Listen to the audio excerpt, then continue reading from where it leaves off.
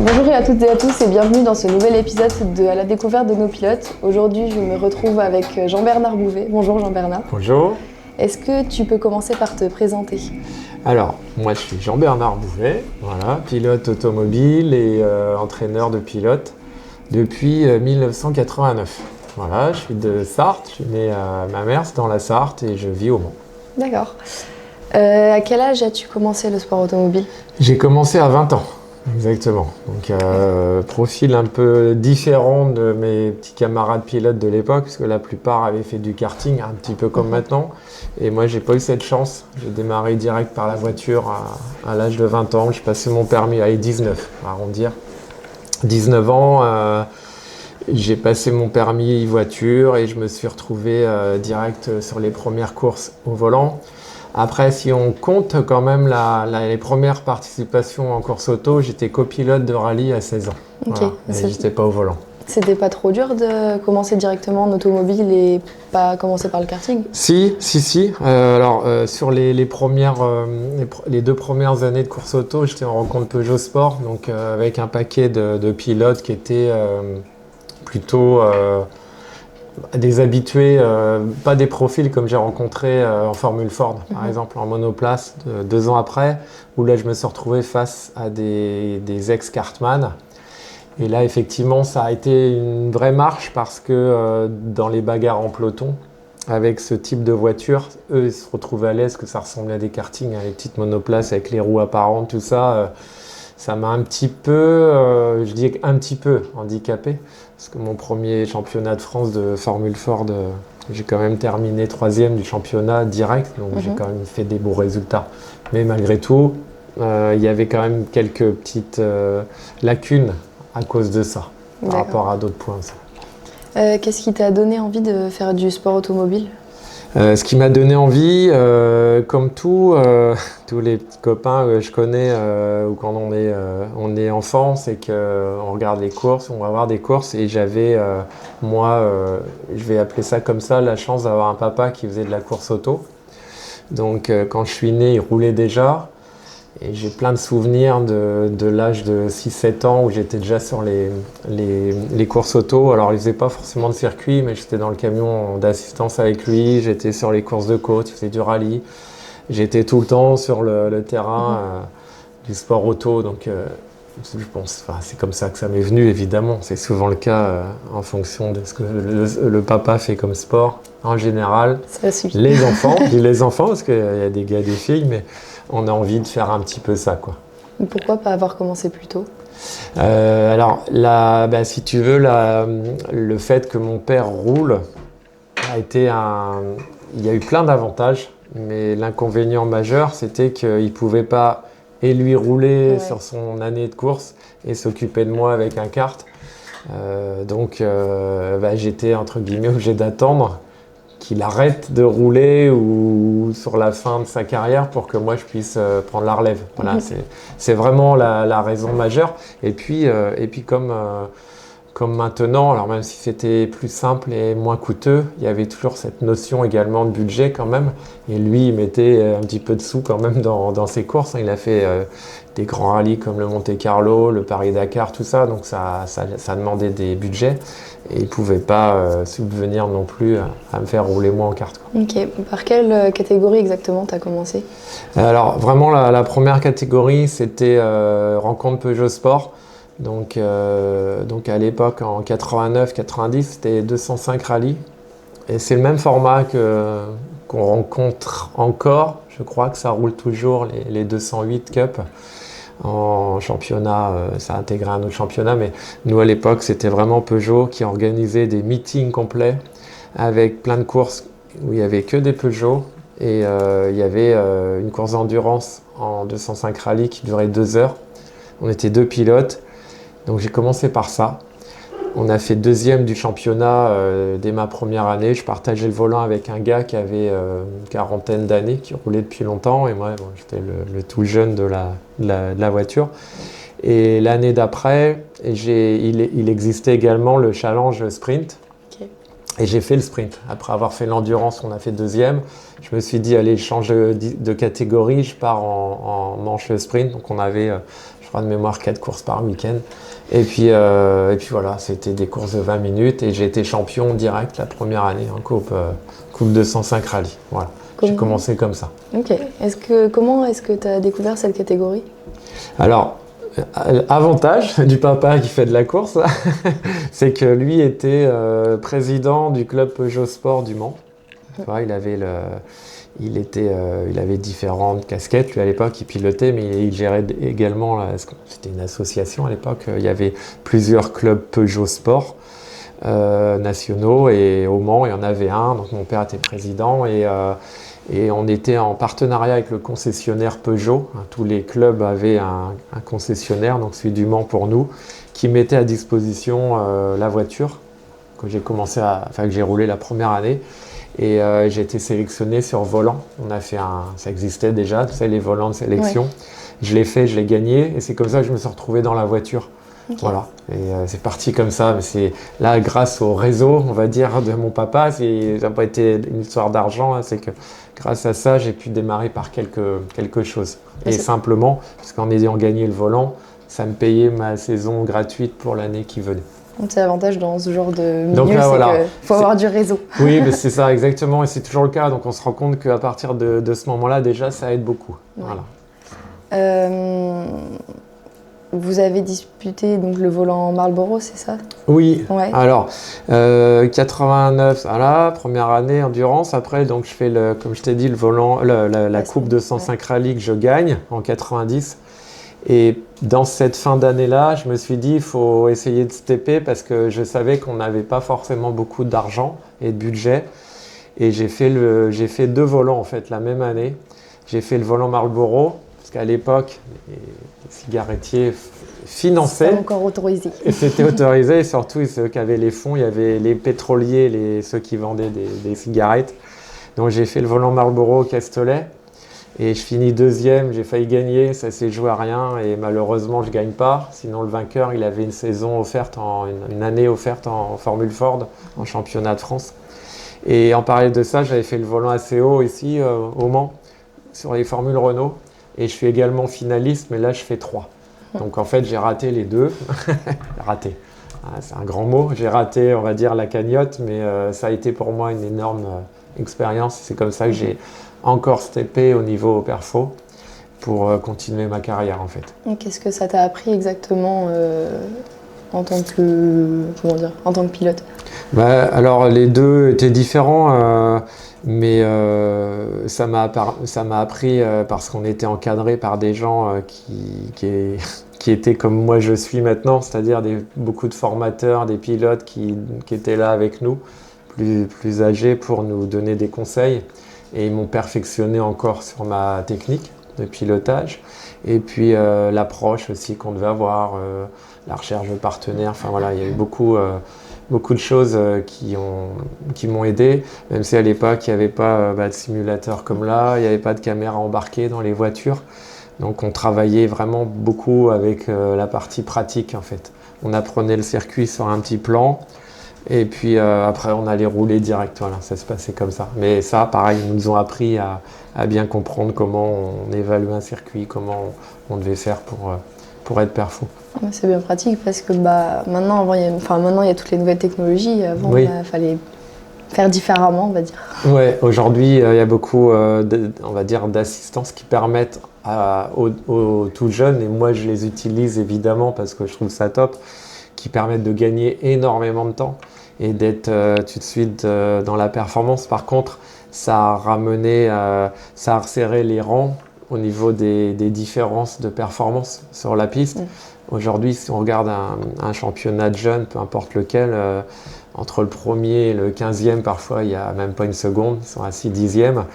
Grâce à ça, parce qu'ils ont déjà tout préparé avant, les caméras embarquées, le simulateur, plein de choses.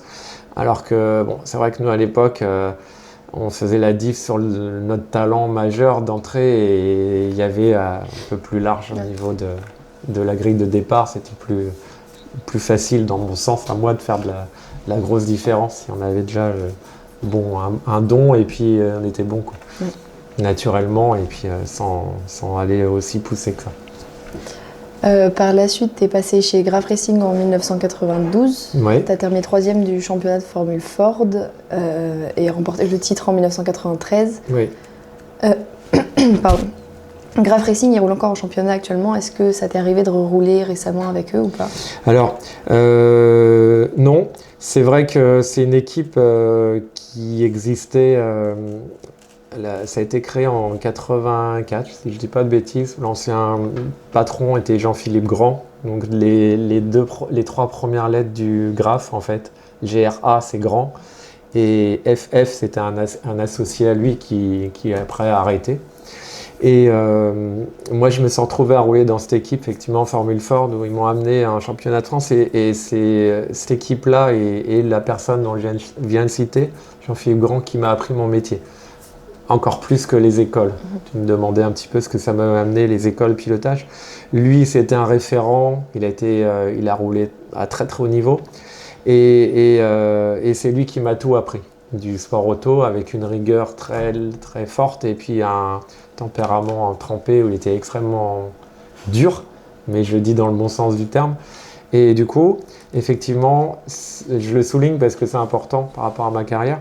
Et après, c'est resté le Graf qu'on connaît toujours actuellement, mais c'est plus les mêmes. Je connais quand même très bien le petit manager Pascal Routurier qui était déjà dans l'équipe à l'époque, mais plus dans la technique quand moi j'ai connu le Graf. Et du coup, je les vois toujours, mais j'ai jamais reroulé pour eux. Voilà.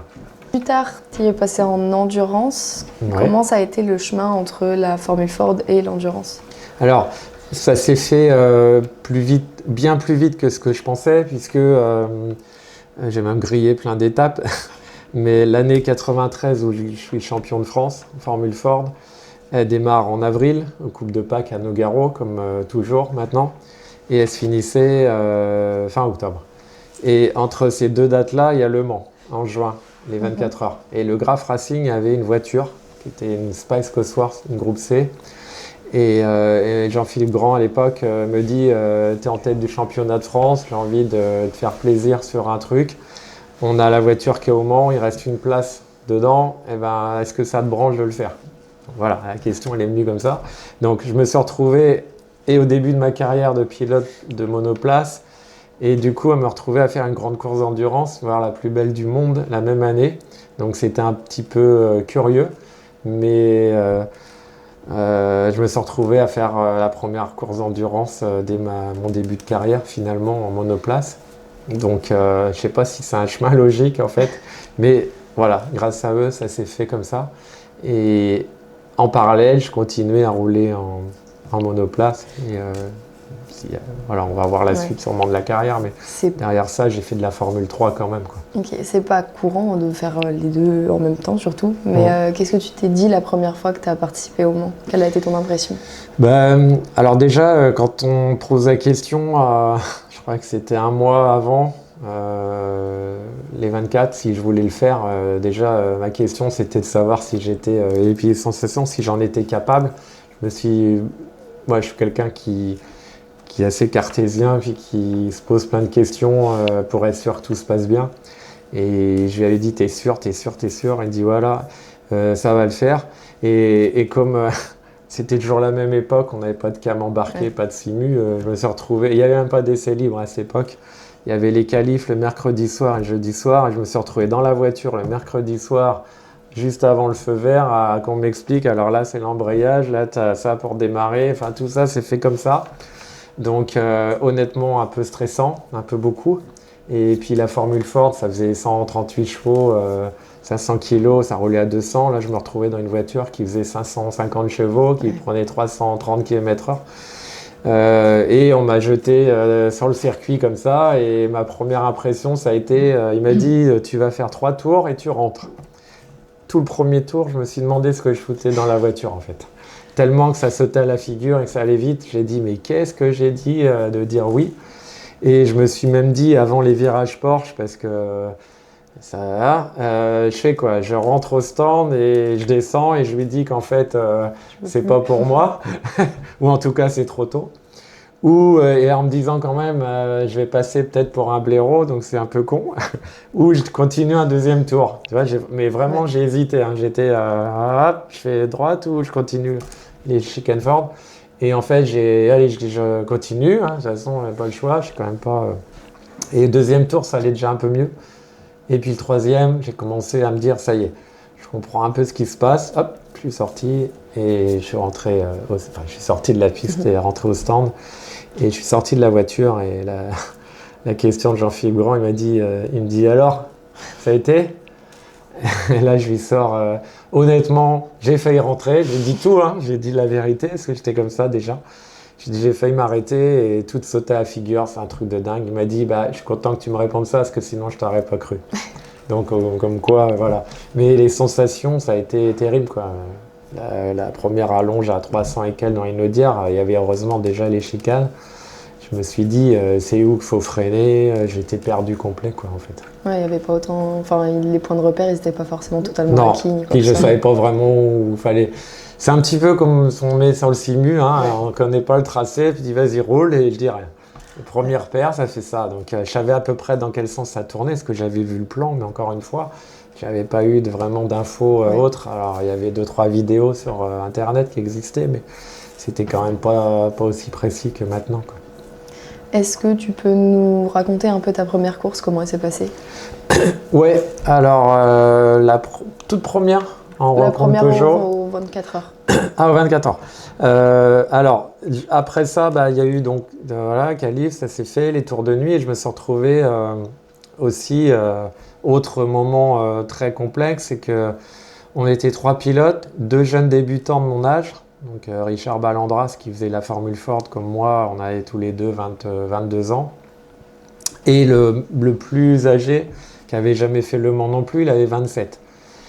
Et Jean-Philippe Grand avait dit avant les qualifs, pour être sûr que vous ne vous tiriez pas la bourre dans la voiture, à faire le meilleur temps, à risquer de sortir la voiture en se disant c'est le plus vite qui prend le départ, on va faire un truc simple, je vais mettre 3 papiers dans un chapeau et on va tirer au sort qui va le prendre. Comme ça, on va être tranquille. Donc, j'ai jamais gagné au loto, jamais rien eu. On tire il y en a un qui tire le papier, ça tombe sur moi. Je dis, d'accord. Donc, alors, j'étais content d'un côté parce que je dis, voilà, je vais prendre le départ des 24 heures du Mans. Mais d'un coup, je me suis dit, mais en fait, c'est encore un truc de ouf parce que c'est quand même tendu. Et voilà. Et donc, ça a été ça mon premier vrai départ au 24, c'est de prendre le départ de la course. Et je me revois encore sur la grille de départ à côté il y avait donc c'était 93, il y avait les premières GT1 qui étaient il y avait toutes sortes, hein, les Porsche, les Mercedes que tu connais, et il y avait la Jaguar aussi XJ220 la verte qui était à côté de moi, et c'était Paul Belmondo au volant, qui est devenu un ami proche après, parce que j'ai roulé chez lui. Mais moi, je me suis dit, voilà, rebelote, qu'est-ce que je fous là? Je suis sur la grille avec des caisses de malades, il y avait les 905 à l'époque, et à côté de moi, il y a Paul Belmondo qui a fait de la Formule 1, de la 3000, et donc, j'ai dit, bon, ok. Et puis, et on est parti, hein, départ lancé, paf, ça part, je me retrouve derrière lui, tout ça dans Inaudière. Et puis rouler un rythme qui me permettait de le suivre. Je pense que j'aurais peut-être pu le passer, mais j'étais pas sûr. Donc il faut retenir 24 heures, on va pas faire l'andouille. Dixit en plus, Jean-Philippe Grand, qui était un gars costaud, j'ai dit si jamais je fais une connerie, il va me tuer. Donc je reste derrière et j'ai roulé pendant 1h15, parce que c'était le relais à l'époque, derrière Paul en me disant je me cale sur lui, comme ça au moins je suis, ça roule pas trop mal. Et en fait, il m'a emmené, voilà. Je garde ce souvenir-là de ma première fois au Mans, parce qu'il m'a presque ouvert le chemin, parce qu'il connaissait bien, lui. Et il m'a permis de pas faire de bêtises. Hop, je suis rentré quand c'était à mon tour de rentrer, et puis voilà. Donc c'est le souvenir, tu vois, que j'en garde, qui était assez marquant, en fait. Et les relais de nuit, comment... Relais de nuit, ça a été, à l'époque on roulait beaucoup, j'ai souvenir d'avoir fait 1h30, 4h30, je parle en heure là, dans la voiture, c'est-à-dire 3 heures sans descendre, où là t'es mort, parce que grille en H à l'époque, pas de direction assistée, enfin là c'était vraiment très physique, puis il faisait très chaud dans la voiture, il y avait 70 degrés, mais ça allait. Et j'avais eu encore une fois pas mal de consignes de Jean-Philippe Grand, là, qui était mon patron du team de la Formule Ford, qui m'avait appris énormément de choses, comme je t'ai dit. Et Le Mans, il l'avait fait 9 ou 10 fois, lui. Et il m'avait mis en garde sur tout ce qui pouvait arriver. Et quand il y avait telle lumière orange ou rouge qui s'allumait dans ta tête à dire « Oh, ça, je sens pas », il m'avait toujours tout décrit aussi de ce qu'il fallait faire. Et du coup, la nuit, il s'est passé différentes choses et à chaque fois, je pensais à ce qu'il me disait. Et j'ai pu passer au travers, on va dire, des problèmes, parce que Dieu sait s'il y en avait aussi beaucoup à cette époque. Les voitures étaient moins sécures, mais ça s'était plutôt bien passé, quoi. On n'a pas eu de problème d'accrochage, ni rien du tout. L'un et l'autre, d'ailleurs, des 3 pilotes. On avait juste eu un petit problème de mécanique sur la voiture, léger, mais on a fini la course quand même. Tout à l'heure, tu m'as dit que tu avais fait de la Formule 3. Oui. Comment tu y as accédé à partir de la Formule Ford? En étant... Alors, c'est un point particulier de ma carrière, mais en étant champion de France de Formule Ford, donc cette année-là, avec Le Mans, je gagne le championnat à fin d'année, et normalement, on était chaque pilote depuis des années en amont, et ça s'est repassé en arrière. Il n'y a que moi qui ai un peu eu de cette chance-là. Les sponsors payaient la saison pour passer en Formule 3. Voilà. Et moi, j'ai pas de bol. Fin d'année, le championnat de Formule 3 perd 3 sponsors majeurs qui font que leur champion de Formule Ford ne peut pas être mis comme d'habitude en F3. Malgré tout, j'arrive quand même à le faire avec une équipe, beaucoup moins haut de gamme, dans le sens positif du terme, malheureusement, pour eux et pour moi. Et eux, ils m'ont accueilli à bras ouverts et m'ont dit « Écoute, JB, on va essayer de le faire quand même avec ce qu'on a, avec ce que tu as ». Et on s'est retrouvé à faire le championnat qui s'appelait à l'époque, il y avait le championnat de France Formule 3. Et dans la course, il y avait les voitures neuves et il y avait celles qui avaient déjà 2 ou 3 années. Et ils l'appelaient promotion dans le championnat. Qu'on n'avait pas tout à fait les mêmes perfos, mais bon, c'est pas grave. Et j'ai pu faire la Formule 3 malgré tout comme ça. Et j'ai gagné ce championnat-là. Mais bon, tout le monde savait que je méritais d'être avec les autres à battre devant. On était sur la même course, mais c'est un peu comme si on prenait un exemple, sans exagérer, mais les LMP1 au Mans et les LMP2. Voilà. Moi, j'étais dans une LMP2 face à des P1 et essayais de suivre comme je pouvais. Mais bon, au général, on était toujours dans les 10-12 et par contre, dans ma catégorie, j'étais premier à chaque fois. Du coup, j'étais champion de France, promotion, Formule 3B en 94. Ça a quand même été une opportunité parce que ça t'a permis de te montrer aux yeux aussi d'autres équipes. Oui, parce que notamment, le souvenir, on avait la piste d'essai, c'était le Castellet. Je descendais tous les 15 jours là-bas, l'ancien Castellet, il n'y avait pas encore les lignes bleues et rouges là. Et c'était notre circuit d'essai et à la course, le meeting de course, on avait fait un réglage de malade sur la voiture avec mon équipe. Les ailerons débraqués à mort pour que j'arrive à suivre les autres qui avaient des moteurs plus costauds.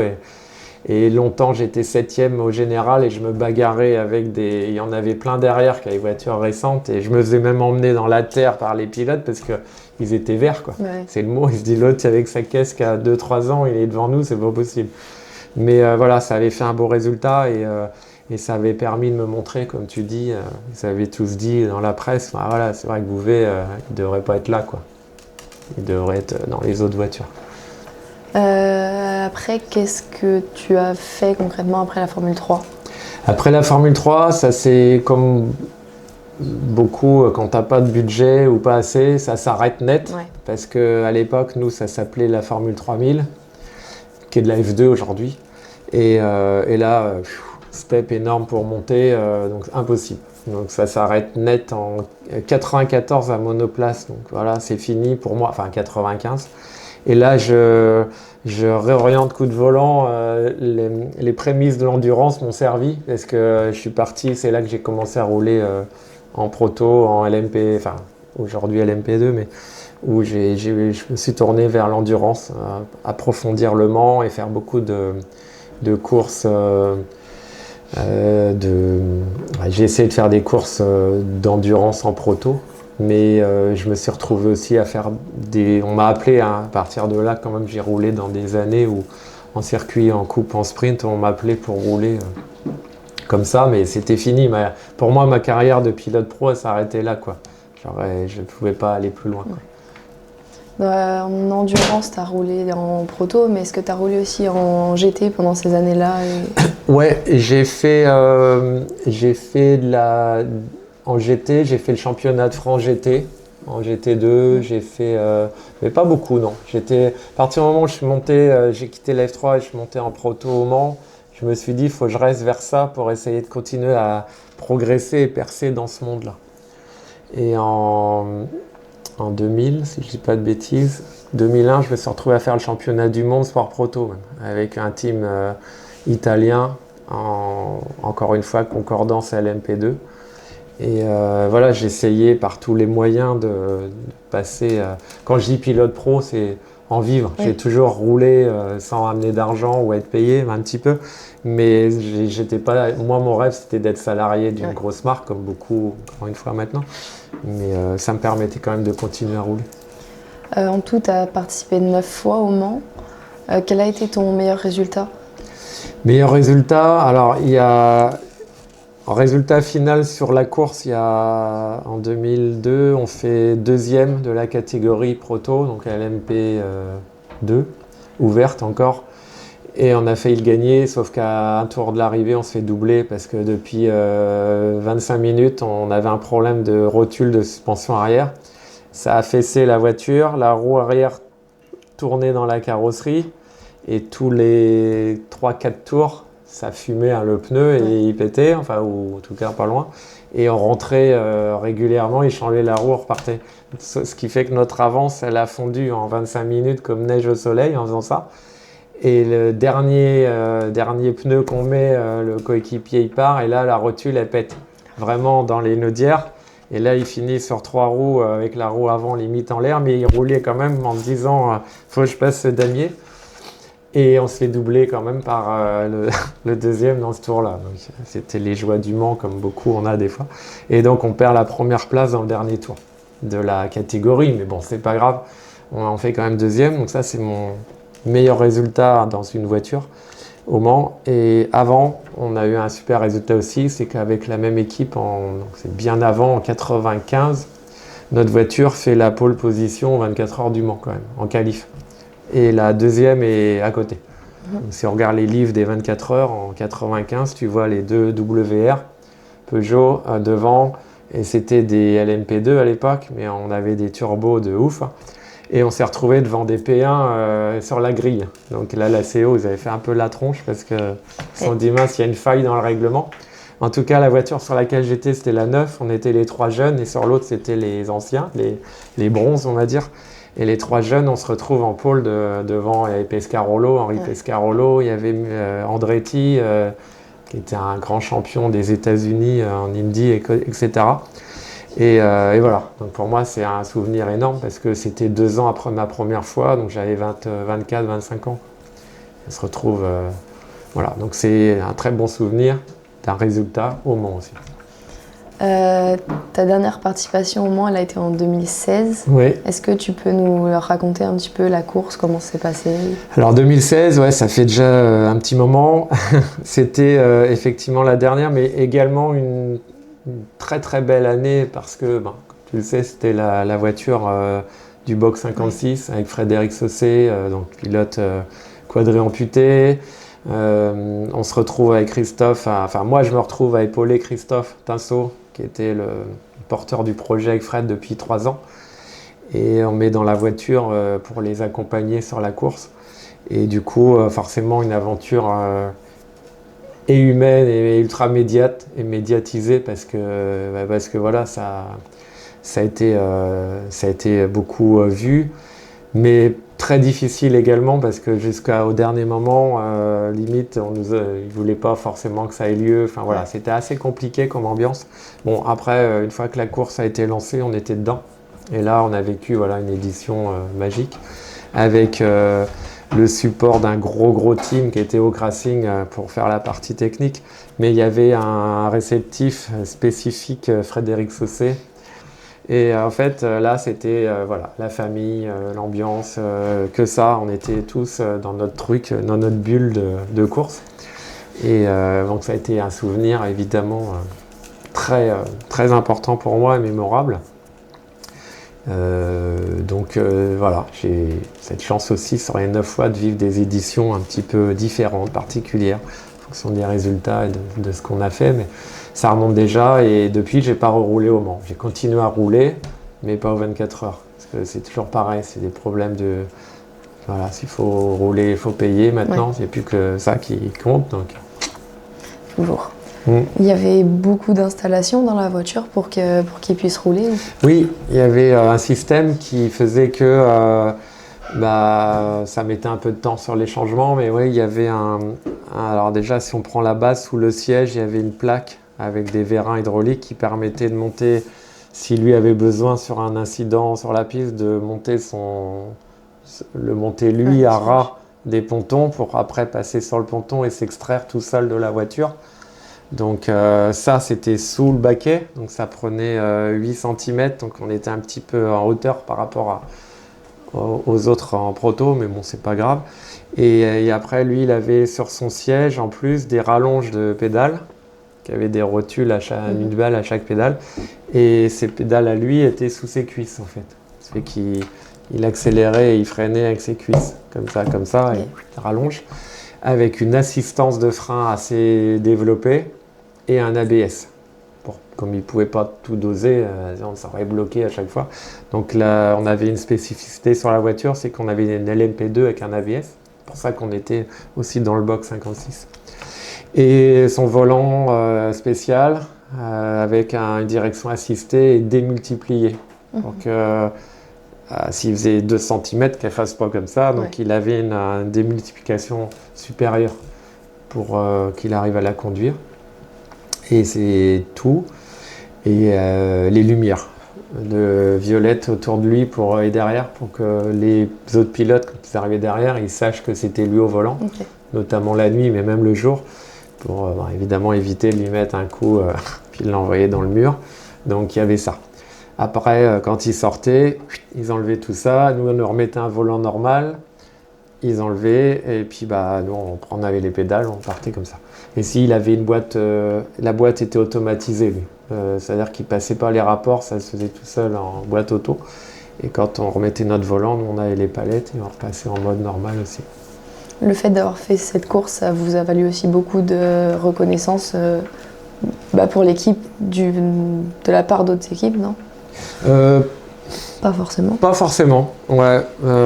Pas forcément. Il y a eu une reconnaissance de plein de choses par rapport au fait qu'il y ait eu cet événement et puis que nous, les deux pros, Christophe et moi, voilà, on est porté le projet parce que l'idée, c'était qu'il passe la ligne d'arrivée, qu'il n'y ait pas de problème, qu'il y ait 0 incident. Donc on a fait appel à nous, même l'ACO, on choisit les pilotes et pour que ça se passe bien. Alors, on a eu cette considération-là et l'abnégation, on dit ce mot-là, de on n'était pas là pour faire un résultat nous perso. On était derrière Fred en fait. Voilà, donc on fait pas genre tiens je vais faire le meilleur tour. Non, c'était le projet avant tout. Voilà. Après, derrière tout ça, le retour, il n'a pas forcément été comme je m'attendais sur plein de domaines, voire même en interne, mais bon, ça c'est comme ça. Mais derrière ça, ça m'a pas forcément ramené de volant spécialement, quoi. Donc après cette dernière participation au Mans, qu'est-ce que tu as fait comme catégorie ? J'ai continué à... Je roulais déjà en fait en endurance en 2016 dans une équipe chez qui je suis arrivé en 2011, le team Visium. Et on faisait le championnat V2V à l'époque, qui s'est transformé en Ultimate Cup Series. Et là, on a fait plein de courses d'endurance avec eux en GT. Donc ça, c'est ma carrière GT, c'est là que ça commence en fait. En 2011, je passe mon diplôme d'entraîneur, un DE GEPS d'entraîneur de pilote en 2010. Et dès l'hiver, entre 2010 et 2011, l'équipe Visium avait Anthony Beltoise. Et Anthony a arrêté. Et en fait, encore une fois, on présente la relation, tac tac, je me retrouve à faire un test pour eux à Dijon en février et je suis enrôlé dans l'équipe. Et ça a duré jusqu'à fin d'année dernière, là, fin 2025, ça a fait 15 ans de collaboration. Voilà, j'étais en Ferrari. On a commencé avec une 430 GT2, après 458 GT2 et on finit avec la 488 GT3. Et belle histoire aussi qui s'est écrite avec ce programme GT et surtout au Visium, quoi. Quel a été ton meilleur souvenir avec eux? Bon, on en a plein. Déjà des championnats qu'on a gagnés. On a gagné un paquet. On a fait 3 fois les 24 heures de Dubaï. Meilleur souvenir, c'est vraiment ce côté équipe où on a quasiment toujours été les mêmes, que ce soit les ingés, les mécanos, les pilotes. Et surtout, voilà, la rencontre avec Jean-Paul Pagny, qui est le patron et qui était mon coéquipier et que j'ai coaché du coup. Et voilà, avec ce personnage qui est quand même assez atypique. Et du coup, voilà, je garderai un peu tous ces souvenirs-là. Il n'y a pas forcément Si, quand on gagne un titre, oui, forcément, on a plein de bons souvenirs. Il y en a aussi qu'on a perdu pour 1 point, plusieurs. Mais c'est ça qui est bien aussi avec Visium, c'est qu'on a vécu des moments où c'était top du top. Puis des moments où on était triste, mais dans le bon sens du terme. C'est-à-dire, okay, bah là, on ne l'a pas gagné. C'est comme ça, ça fait partie du jeu. Donc sportivement parlant, on a vécu plein de moments très, très forts. Tu m'as parlé de Jean-Paul Pagny, comment est-ce que tu décrirais ta relation avec lui? Ça a commencé par quelqu'un qui ne me connaissait pas du tout, même avec ma carrière d'avant, comme quoi, quand je suis arrivé chez lui, il dit ok, j'ai eu au téléphone, et il me dit écoute, viens à Dijon, on m'a parlé de toi, apparemment t'es pas trop mauvais, il me dit en rigolant, et puis cherche un coach, voilà. Et ça a été une relation d'abord entre guillemets client parce que j'arrivais en coach, donc j'étais payé pour rouler avec lui, mais surtout pour le coacher. Et puis au fur et à mesure des années et des résultats, ça s'est transformé en amitié et au final on est devenus des coéquipiers avant tout et des amis dans la voiture évidemment, mais même en dehors parce qu'on se voit toujours. Et puis même si là cette année on va beaucoup moins rouler, voire presque plus. On se voit toujours en dehors et on va garder ce lien-là jusqu'à longtemps. Le lien de famille que tu as décrit avec l'équipe, est-ce que tu penses que c'est ça qui a fait votre réussite? Oui, ça en fait partie, effectivement. Le fait que quand tu as déjà un équipage qui s'entend très bien, qui se connaît par cœur, on connaissait les points forts et points faibles de chacun. Les ingénieurs, je pense qu'on a eu aussi un atout majeur par rapport aux autres équipes en face de nous. Pas les moindres, parce qu'on a rencontré plein de fois des teams qui faisaient le championnat LMS ou autres, qui sont venus de temps en temps nous voir et puis qui sont quand même frités à nous et qu'ils se sont dit, en fait, ils sont très forts. C'est qu'on avait un ingénieur, jusqu'à encore aussi l'an dernier, qui était en interne chez Ferrari Compétition et qui a fait Le Mans plein de fois, qui a fait beaucoup de championnats avec AF Corset, il était un peu partout. Et la voiture, il la connaissait par cœur. Donc ça a été une grosse force pour les réglages notamment. Mais quoi qu'il arrive, on avait aussi une grosse relation. Quand je suis arrivé dans l'équipe, il était déjà là et il a été jusqu'au bout aussi. Donc tout ça, ça joue effectivement. S'il y a une bonne ambiance, si tout le monde se connaît, chacun sait ce qu'il a à faire, on optimise tout. On était une équipe amateur parce qu'il n'y avait qu'une voiture et le dimanche soir, quand c'était fini, tout le monde rentrait chez soi et chacun refaisait son travail en dehors. Gérait soit son entreprise, soit était salarié dans une autre. Et on se retrouvait le meeting d'après. Donc ça, c'est important aussi parce que nous, à côté, on était le team privé, vraiment privé. Sauf qu'on l'a toujours fait comme les pros. On avait tous une rigueur de travail, que ce soit nous au volant ou les ingés, les mécanos, pour gagner. Voilà, donc c'est surtout ça qu'il faut retenir. Okay. Un groupe, s'il a envie de gagner, il met les meilleurs et les meilleurs, il donne tout pour gagner. En général, ça marche. Ensuite, on va parler un peu plus de ta carrière d'entraîneur. Comme tu nous l'as dit, tu as commencé en 2010 et en 2019, tu as eu envie de créer la filière endurance au Mans. Oui.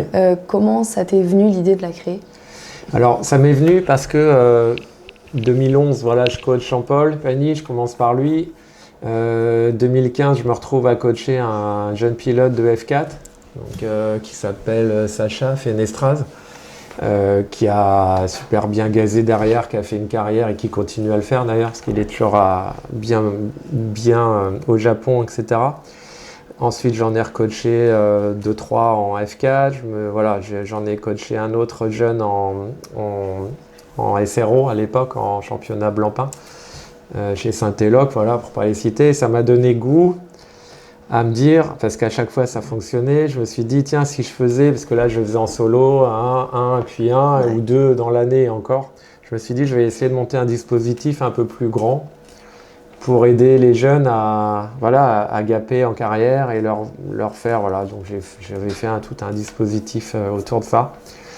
Et c'était assez lourd à gérer tout seul, forcément.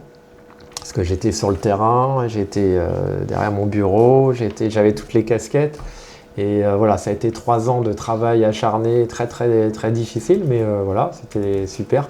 Et ce que je garde de tout ça, c'est que sans prétention aucune, j'ai été le premier à monter ce genre de choses. Et derrière, quand j'ai arrêté de ma propre volonté, parce que voilà, c'était trop compliqué. Je me suis rendu compte que tellement de gens le font maintenant, que je me suis dit c'était une super idée. Voilà, au moins.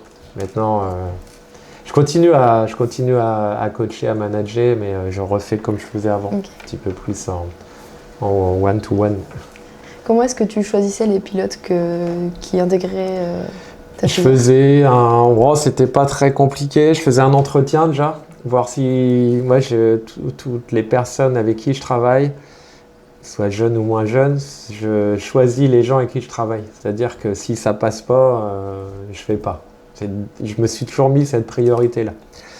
Alors ça, j'ai dû avoir pas une erreur de parcours une fois, mais ça m'a montré que j'avais raison d'être comme ça. Donc je faisais un entretien et je voyais déjà si ça pouvait passer avec le jeune en question, ou la jeune, parce que j'ai eu plusieurs filles aussi, mais surtout avec les parents aussi. Et souvent je disais aux parents, alors je vous fais venir à l'entretien parce que c'est important pour moi. Alors ils me disaient pourquoi ? Je dis parce que déjà c'est votre projet aussi, c'est vous accessoirement souvent qui financez, donc c'est normal que je vous intègre dans la façon de voir globale de l'intégration ou pas d'un filière. Et je dis, je veux aussi voir si je m'entends bien avec vous.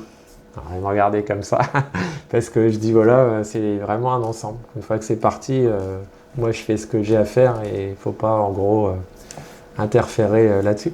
Donc c'était d'abord l'entretien et accessoirement, voilà, je regardais un peu les résultats de chacun.